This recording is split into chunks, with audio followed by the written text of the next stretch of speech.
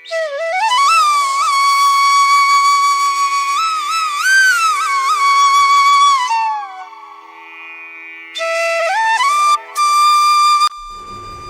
श्री राम। ये कहानी चित्तौड़ से है। वहाँ के एक राजा थे उदय, और उनकी रानी का नाम था निर्मला, और उनके 2 बच्चे थे। लड़के का नाम विजय सिंह था और लड़की का नाम नीलू था। दोनों बड़े बड़े थे। लड़का छोटा था, लड़की बड़ी थी। और उनके माता पिता, पूरा परिवार खुशहाल रहते थे, और अपना गाया वाया सब थी उनके। नौकर चाकर भी थे। नीलू बड़ी हो गई थी तो उदय सिंह ने उनकी विवाह करा देवगढ़ में। देवगढ़ का अच्छा खासा जमींदार का लड़का देख के और अपनी नीलू की साथ विवाह वहाँ करा।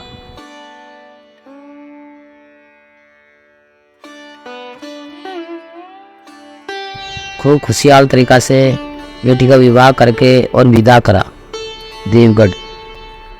और उनका बेटा विजय सिंह वो भी बड़ा हो गया, 18-19 साल का। एक दिन शाम को जब उनके दादा दादी और माता पिता सब बैठे थे तो विजय सिंह ने ये बोला कि पिताजी, हमें कुछ पैसों की ज़रूरत है। वहाँ पास के गांव में बहुत बड़ा मेला लगा था, देवी का मेला। मेरे दोस्त मेले में जा रहे हैं सब, मैं भी उनके संग मेला में जाऊंगा। तो उदय सिंह ने बोला कि मेला कल है तो कल ही पैसा लेना, और मेले में जाने की क्या ज़रूरत है, यहीं पास में से ही कुछ मिठाइयाँ ला के और यहीं खा लो, मेले में जाने की कोई ज़रूरत नहीं है। विजय ने अपनी माता से भी बोला कि मेले में तो मैं दोस्तों के संग ही जाऊंगा, मैं दोस्तों से वादा कर चुका हूँ। माँ बोली, बेटा चले जाना, जिद मत करो। और माता पिता ऐसा कह के और अपने बगीचा में घूमने लग गए। बोले, बड़ा हो गया है बेटा, दे देना पैसा, कहीं नाराज़ ना हो जाए। और बेटा अकेला अंदर जाके और अपनी अलमारी खोली और खुद 11 सिक्के सोना के निकाल के और बिना बताए अपने दोस्तों के संग मेला की ओर चला गया। जब विजय सिंह मेला देख के और अपने दोस्तों के संग से वापस लौटा शाम को, तो उदय सिंह बहुत गुस्सा में हो गया और बोला, मेरे मना करने के बावजूद भी अपनी मर्जी से पैसा ले गया। आज तेने अपनी मर्जी से पैसे लिया, कल कुछ और करेगा।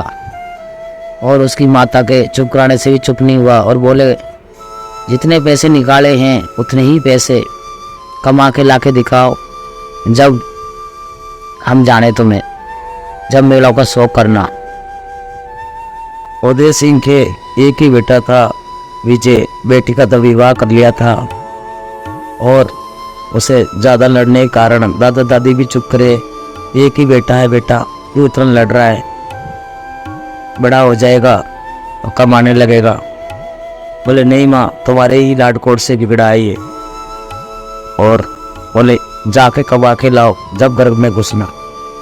और बेटा को निकाल दिया उदय सिंह ने, और बेटा वहाँ से निकल लिया खाली हाथ। और बेटा चलता चलता विजय सिंह और अपने देवगढ़ की तरफ निकला। बोला, अपनी वहाँ बहन है, कुछ दिन बहन के पास रुकूंगा। तो आगे पनियारियाँ पानी भर रही थी। उसके विजय को आते हुए देख के और जाके उसकी बहन नीलू को बोले, नीलू, तेरा भाई आ रहा है, पर बहुत ही परेशान लग रहा है, गरीबी हालत में आ रहा है। तो जैसे पनियारे ने बोला उसकी बहन आई और दरवाज़ा पे आके गले मिल के मैंने मेला के लिए पैसे अपनी मर्ज़ी से ले लिए थे, इसलिए पिताजी ने मुझे घर से निकाल दिया। तो बोले भाई तुम्हें ऐसा नहीं करना था, चलो ठहरो यहीं ठहरो। दरवाज़ा पे बिठा दिया बाहर और अंदर जाके जल्दी से उसकी भी सास वास सब देख रही। बोले तेरे भाई आया तो अंदर क्यों नहीं लेके आ रही है। और अंदर जाके 2 रोटी रख के प्याज हरी मिर्च और 1 लोटा पानी लेके बाहर दरवाज़ा के बाहर ही लाके उसको दे दिया। ले भाई रोटी खा ले। उसने देखा कि आज मुझे घर से निकाल दिया तो प्याज और हरी मिर्च और 2 रोटी लेके खड़ी उसकी बहन, उसने वो ले लिया। बोले बहन अभी मैं यहाँ इसको खा लूँगा, तू जा 1 लोटा पानी का और भर के लिया। और वो गई लोटा लाने पानी का। उसने गड्ढा खोद के वहीं 2 रोटी और प्याज वहीं गाड़ दिया। और जब वापस आई बोली खाना खा लिया क्या? हाँ मैंने खा लिया। अब बोला बहन मैं चलता हूँ। बहन ने एक बार भी नहीं रोका कि भाई तू आज यहीं रह ले, कोई परेशानी में है तो या उसकी मदद कर दे। बड़ी बहन थी पर कोई मदद नहीं करी, ना बोली, खड़ी खड़ी देखती रहेगी। और उसका भाई वहाँ से चल दिया देवगढ़ से भी। और चलते चलते रात हो गई उसे जंगल में से पार करके। बचपन में ही उसकी मंगनी तय हो गई थी भीलवाड़ा में, तो उनने सोचा शायद मेरी वहाँ सगाई हो गई तो वहाँ जाके भीलवाड़ा की तरफ निकलो। और उसे कोई कुछ भी सूझ नहीं रहा था तो भीलवाड़ा की तरफ चला गया। वहाँ उसका एक पुराना दोस्त भी रहता था। स्कूल के जो दोस्त थे उसका वहाँ भीलवाड़ा में किसी काम से लगा हुआ था। और विजय गरीबी हालत में भूखा प्यासा भीलवाड़ा में अपने दोस्त के यहाँ पहुँच गया। दोस्त तो और हंस के गले लगा। दोस्त की घरवाली थोड़ी सी मुंह बना के खड़ी थी। कैसे कैसे दोस्त है जो गरीबी हालत में हमारे यहीं आते हैं। बोले तुम्हारे को सब ऐसे ही दोस्त मिलते हैं क्या? बोले ऐसे मत बोलो, कभी कभी ये अच्छे घरवाले का है, इसके कोई कमी नहीं है, ये तो किसी गलती के कारण यहाँ आ गया है। अब विजय का दोस्त ने बोला चिड़चिड़ मत करो, जल्दी भोजन बनाओ, मेरे दोस्त को आखिरी मेरा यार है उसको भोजन तैयार करो। और जल्दी जल्दी अपनी घरवाली से खाना बनवाया। तो दोनों दोस्त सब बोले भाभी मत परेशान हो, मैं तो भूखा नहीं हूँ। तो फिर भी ला के खाना प्रसाद। दोनों दोस्त बैठ के खाना खाने लगे। तो भाभी के उसके दोस्त के यहाँ काठ की मोरनी लगी हुई थी दीवार पे और उसमें 9 लक्का उनका हार लटक रहा था। तो क्या है कि किस्मत खराब थी बेचारी की। दोस्त के भी घर बार अच्छा था, खूब खाता पीता था। तो जैसे ही वो रोटी का टुकड़ा तोड़ के मुंह में खाए विजय, जैसे ही वो काट की बोरनी वो हार को निकल जाए। और जैसे उसने पूरी रोटी खत्म करी, पूरा हार कोई काट की बोरनी निकलने लग गई और एक टुकड़ा बचा रोटी का। उसने वो टुकड़ा ही छोड़ दिया कि अगर मैं ये खा गया तो पूरा हार ही निकल जाएगी, ये कौन सी मेरे पे घरे चल रही है। और बोला भाई मैंने अब खाना खा लिया, मैं आगे चलता हूँ, तेरा शुक्रिया, मैंने मेरी बहुत खातिर करी। अरे ये इसमें शुक्रिया है क्या, दोस्तों में कोई वो नहीं होता। आगे कहीं तुझे काम नहीं मिले तो तू वापस मेरे पास ही आ जाइयो, तेरी भाभी का क्या, ये तो ऐसी चिढ़ती रहती है, औरतों का काम है। और अपने दोस्त के गले लग के वहाँ से भी आगे निकल लिया जहाँ उसकी सगाई हो रखी थी बचपन में ही। वहाँ गया। वो जिससे सगाई हुई थी लड़की को पहचानता था, अपने ससुराल को, जहाँ उसकी मंगनी पक्की हो रखी थी, बस ब्याह होना बाकी था। वहाँ गया तो वहाँ के ने सबने पहचान लिया कि जहाँ तेरी सगाई हुई थी वो लड़का इधर आ रहा है, और वो किसी सरकारी ऑफिस में काम करती थी लड़की, और वो दूसरे से विवाह करना चाहती थी। उसे तो भूल ही गई, अपने सगाई की अंगूठी पैर रखी थी, और उसी से बाहर जाके बैठ गया ऑफिस के। वो बात कर रही कि यहाँ के काम खत्म होते ही तुम अपने माता पिता से हमारी शादी की बात कर लेना। जिससे बात कर रही वो लड़का बोल रहा, तुम्हारी तो सगाई हो चुकी ना, उस सगाई को तोड़ दोगी क्या? तोड़ दूंगी और क्या करे। उनके तो मुझे तो तुमसे शादी करनी है। उनने सारी बात सुन ली, और वो बैठे बैठे सब सुन रहा।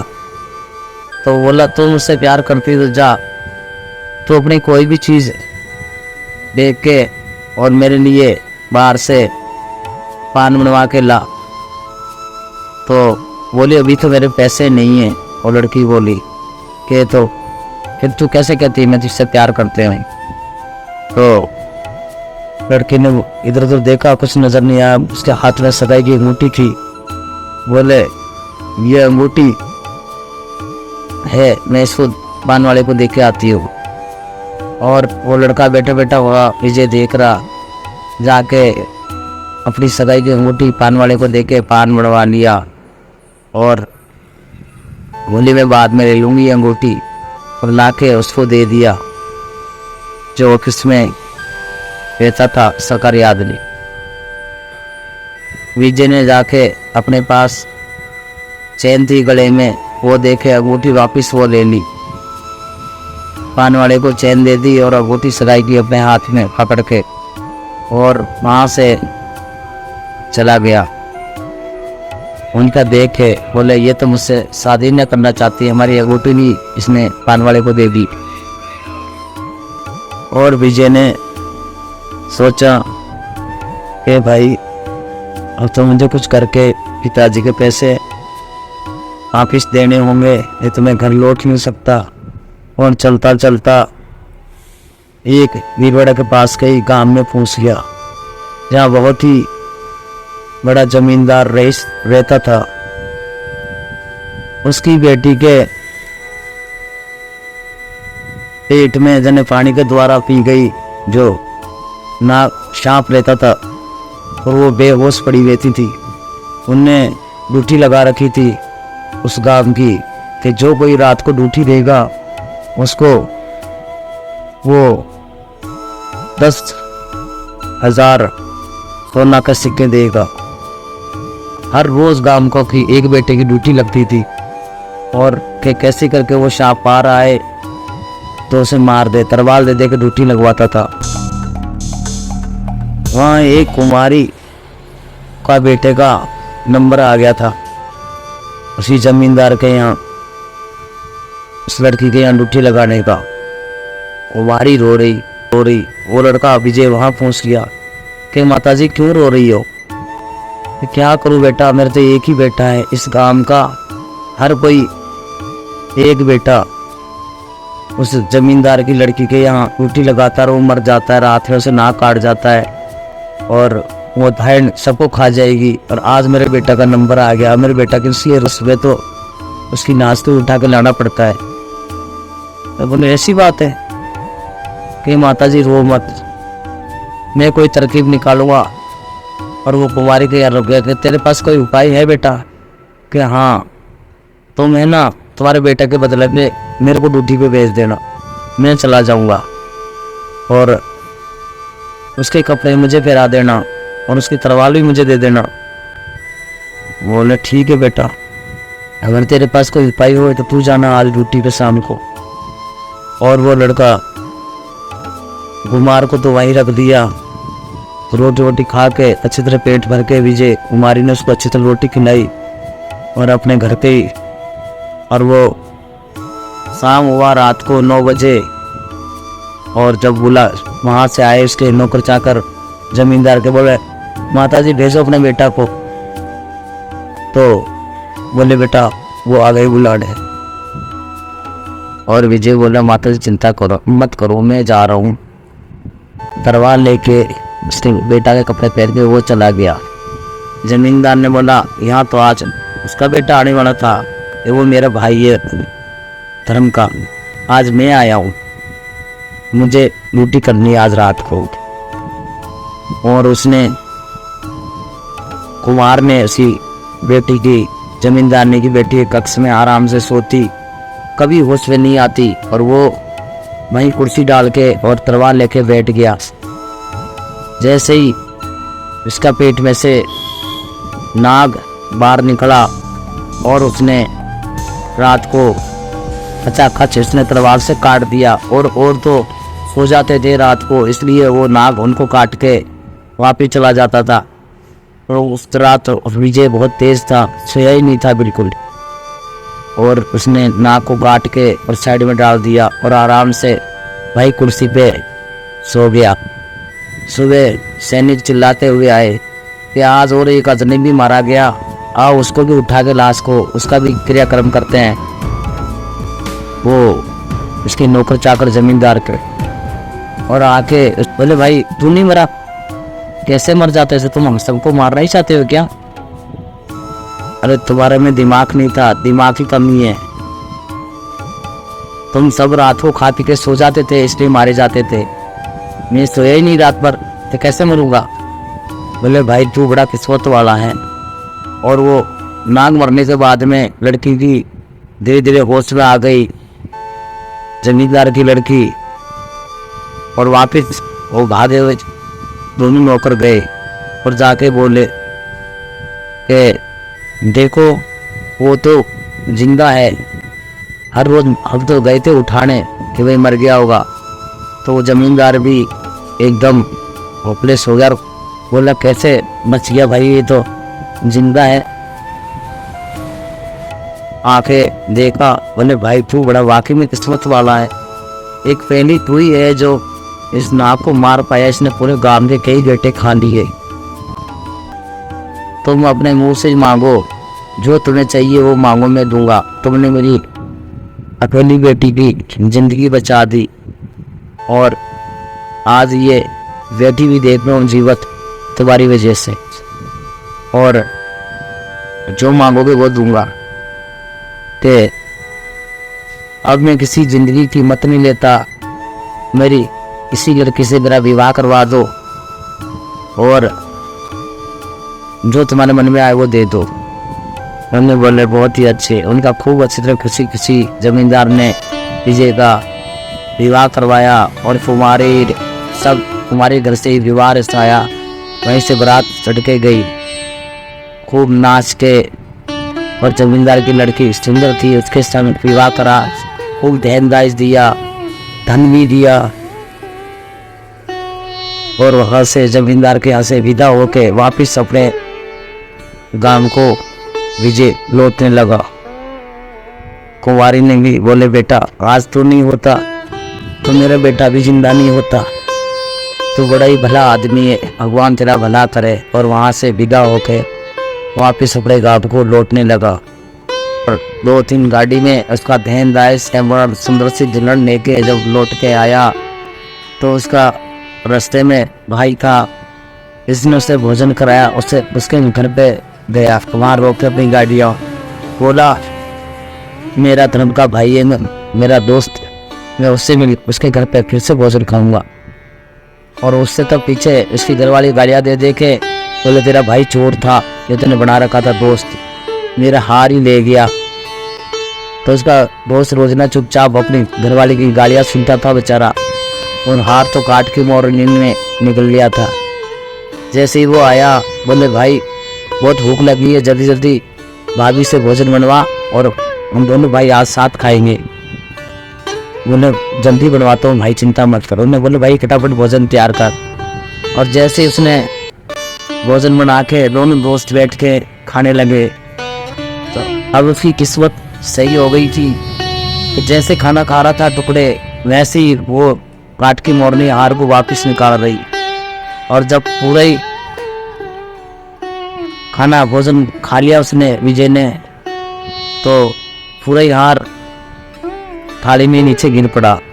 तो उसका दोस्त ने बोला ये हार कहाँ से आया। उसकी घरवाली भी देखती है कि भाई जब किस्मत खराब हो ना तो काट की मोरनी भी कार निकल जाती है। ये तुम्हारी मोरनी निकल गई थी और मेरे पे इल्ज़ाम लगा। मुझे पता थी कि भाभी मेरे पे इल्ज़ाम लगाई, इसलिए मैंने एक टुकड़ा छोड़ दिया था और उसके मुंह में ही अटका रह गया था गले में।